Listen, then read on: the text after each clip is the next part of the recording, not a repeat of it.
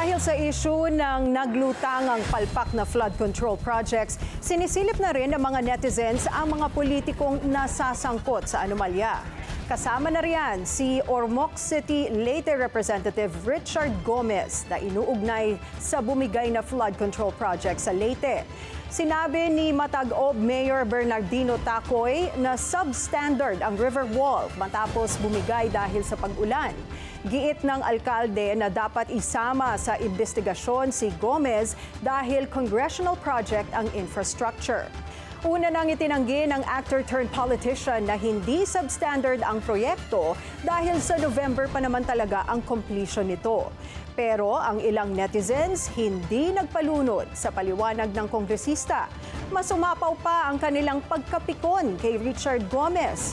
Ang isang gigil na netizen, sinabi niyang kasing kapal ng goma ang mukha ng kongresista.